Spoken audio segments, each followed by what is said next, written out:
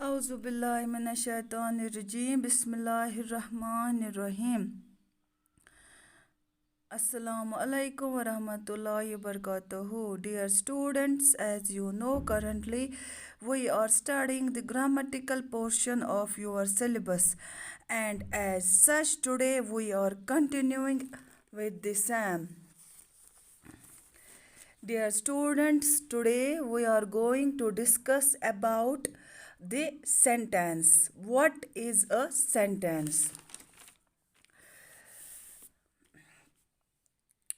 First of all, we will discuss about the sentence. So, when we speak or write, we use words. We generally use these words in groups as boys in the ground of Hanga High School are playing cricket. So, a group of words like this, which make complete sense, is called a sentence. Now, what is a sentence in English grammar? A sentence is a group of words, starts with a capital letter and ends with a full stop, question mark, or exclamation mark. A sentence contains or implies a predicate and a subject.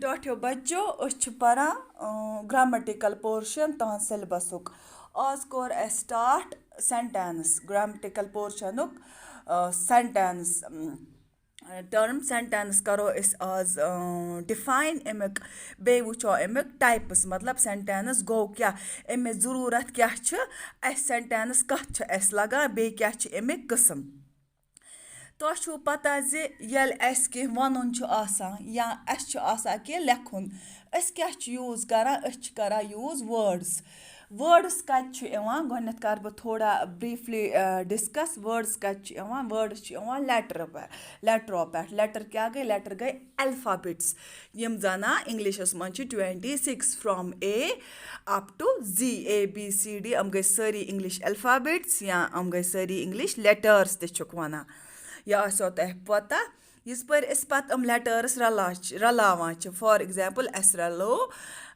C A T C H گوٚو catch یِم letter ییٚلہِ ییٖتیٛاہ رَلیٛاے اَتہِ بَنیٛو وٲڈ پَتہٕ ییٚلہِ وٲڈ چھِ رَلان گرُپ آف وٲڈٕس چھُ رَلان تَتہِ بَنان چھِ سٮ۪نٹٮ۪نٕس یِتھ پٲٹھۍ زَن مےٚ تۄہہِ اٮ۪گزامپٕل دیُتمو بایِز ہاے سکوٗل ہنٛگا کِس گرٛاوُنٛڈَس منٛز ہَسا چھِ لٔڑکہٕ گِنٛدان میچ کِرکَٹ میچ چھِ گِنٛدان اِتھسے گرُپٕس یُس بَناوان چھِ مگر یہِ چھُ ضروٗری لابوٗدی چھِ یہِ واریاہ زیادٕ اِمپاٹَنٛٹ چھُ یہِ اِمپاٹَنٛٹ کیٛاہ چھِ اَتھ منٛز گژھِ آسٕنۍ کَمپٕلیٖٹ سٮ۪نٕس گژھِ آسُن میٖنِنٛگ گژھِ آسُن کَنکرٛیٖٹ گژھِ یہِ آسُن تیٚلی وَنو یہِ چھِ سٮ۪نٹٮ۪نٕس نَتہٕ اگر وٲڈٕس آسَن اورٕ یورٕ for example in the boys ground of ہانٛگا high school are cricket playing یہِ تہِ چھُ گرُپ آف وٲڈٕس چھُنا گرُپ آف وٲڈٕس چھُ یہِ تہِ مگر کَمپٕلیٖٹ سٮ۪نٕس چھُنہٕ یہِ دِوان کینٛہہ سٮ۪نٹٮ۪نٕس چھِ اورٕ یورٕ group of words it is a group of words مگر it does not make complete sentence یہِ چھُنہٕ اَسہِ پوٗرٕ میٖنِنٛگ برابر میٖنِنٛگ پٔرفٮ۪کٹ میٖنِنٛگ دِوان کینٛہہ کیٛازِکہِ اَتھ منٛز چھُنہٕ سٮ۪نٹٮ۪نٕس چھِ اورٕ یورٕ یِم چھِنہٕ کَمپٕلیٖٹ میٖنِنٛگ دِوان کینٛہہ اَتھ وَنو نہٕ أسۍ سٮ۪نٹٮ۪نٕس کینٛہہ أکِس سٮ۪نٹٮ۪نسَس منٛز کیٛاہ چھِ ضروٗری اگر یہِ گرُپ آف وٲڈٕس گژھِ آسُن یہِ گژھِ اَسہِ کَمپٕلیٖٹ سٮ۪نٕس دیُن تیٚلی وَنو أسۍ اَتھ یہِ چھُ سٮ۪نٹٮ۪نٕس وۄنۍ کیٛاہ گوٚو اِنٛگلِش گرٛامرَس منٛز سٮ۪نٹٮ۪نٕس اِنٛگلِش گرٛامرَس منٛز گوٚو سٮ۪نٹٮ۪نٕس سُہ گرُپ آف وٲڈٕس یُس اَسہِ کیپٹَل لیٹر سۭتۍ گژھان چھِ سٹاٹ یہِ چھِ اَسہِ یاد تھاوُن ییٚلہِ أسۍ رایٹِنٛگ کَرو سٹاٹ یہِ چھِ کَرُن اَسہِ گۄڈنٮ۪تھٕے کیپٹَل سۭتۍ سٹاٹ اَسہِ چھُ وٕچھمُت زِ أسۍ چھِ واریاہ گرٛامَٹِکَل اِرٲرٕس کَران أسۍ چھِنہٕ لیکھان کیپٹَل سۭتۍ زٕہٕنۍ گۄڈنٮ۪تھٕے یا اگر اَسہِ کُنہِ ساتہٕ چھِ مےٚ دیُتمُت سٹوٗڈَنٛٹَن پیج تہِ مےٚ چھُ آسان کیپٹَل دیُتمُت تِمَن چھُکھ آسان اِنِشٔلی کوٚرمُت سٹاٹ سُمال سۭتۍ لیکھُن کیپٹَل سۭتۍ چھِ آسان یِژ پھِرِ أسۍ کینٛہہ تہِ کَرو سٹاٹ لیکھُن سُہ کَمہِ لیٹر سۭتۍ چھُ آسان کَرُن سٹاٹ سُہ چھُ آسان کَرُن کیپٹَل لیٹر سۭتۍ سٹاٹ پَتہٕ چھِ لاسٹَس پٮ۪ٹھ تَتھ پٮ۪وان یا چھُس پٮ۪وان فُل سٹاپ ییٚمہِ قٕسمُک سٮ۪نٹٮ۪نٕس آسہِ تَمے قٕسمُک آسہِ تَتھ मार्क ते पंक्चुएशन मार्क ते आस तमे किस्मुक फुल स्टॉप हन आसिस इस पर सेंटेंस गस कंप्लीट इस पर इंट्रोगेटिव सेंटेंस आस इस पर गस सेंटेंसस लास्टस पे एंडस पे क्वेश्चन मार्क इस पर एक्सक्लेमेटरी सेंटेंस आस तिस पर पे लास्टस पे एक्सक्लेमेटरी मार्क तो बे क्या एक सेंटेंसस मज अकिस सेंटेंसस मन प्रेडिकेट बे सेंटेंस प्रेडिकेट तो सेंटेंस करो पत लेटर ऑन डिस्कस वुचो काइंड्स ऑफ सेंटेंस सेंटेंसन हंस कस्म कज छ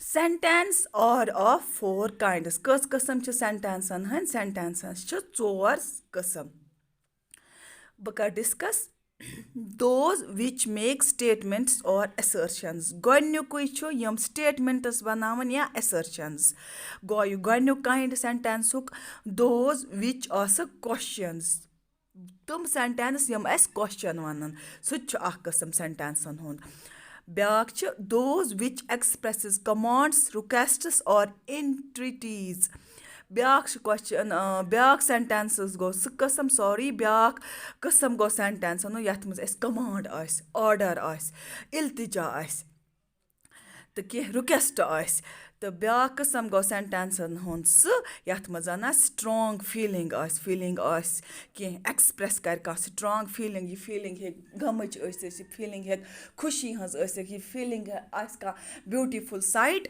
तो मतलब 4 कस्म छ सेंटेंसन हंद वो कर बह एक डिस्कस इन डिटेल वो वन बह briefly the 4 types of sentence थोड़ा वोनमो मे तो कुस सेंटेंस छ डिक्लेरेटिव सेंटेंस छ first is declarative sentence, second is interrogative sentence, third one is imperative sentence and fourth one is exclamative sentence.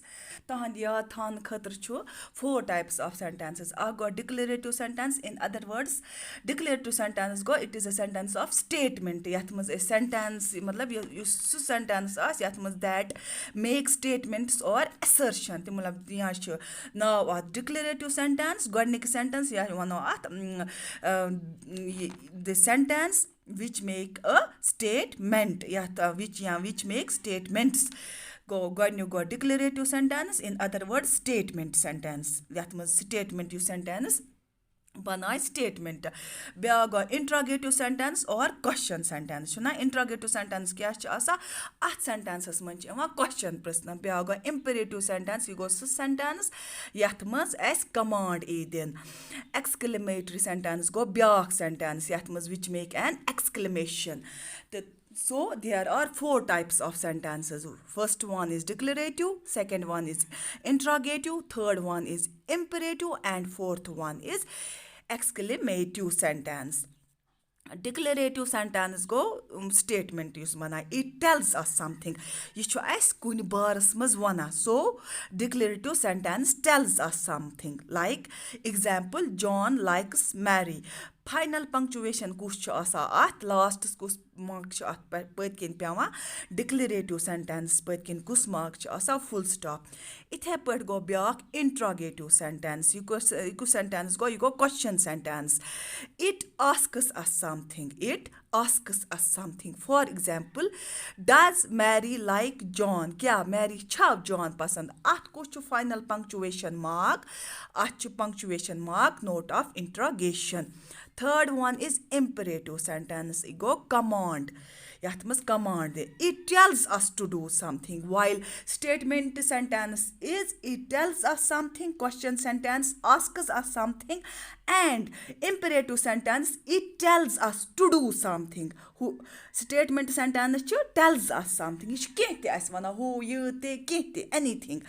Question sentence पूछता है हमसे कुछ आस्कस अस समथिंग थो याद थो तहद आस मतलब तहद याद थान बापत मे यह आसान बनोमुत declarative sentence, it bekarashis be repeat. Declarative sentence, it tells us something. Interrogative sentence go question sentence. Declarative sentence go statement sentence, it tells us something. Interrogative sentence, it asks us something. Imperative sentence, ath mein command devan as. This sentence as command devan. It tells us to do something. While exclamative sentence, it makes an exclamation. It expresses surprise. This moment is the example. Declarative sentences example. This moment John likes Mary. Interrogative sentences example. This moment does Mary like John. Ithe pach imperative sentences example. It tells us to do something. मतलब यह order दिवान अस command stop one से रुक close the door दरवाज कर बंद युत मे order दरवाजे से बंद कर अत sentence final punctuation mark note of exclamation तो फुल स्टॉप ते इथे पे लास्ट वन एक्सक्लेमेटिव यह गो exclamation sentence it expresses surprise अ सेंटेंसस मन सरप्राइज एक्सप्रेस करा surprise for example what a scene what a funny story he told us final punctuation go at note of exclamation. Final punctuation mark kuch at note of exclamation. This is all about today. We will meet inshallah again next time. Till then, stay safe, stay home. Assalamu alaikum.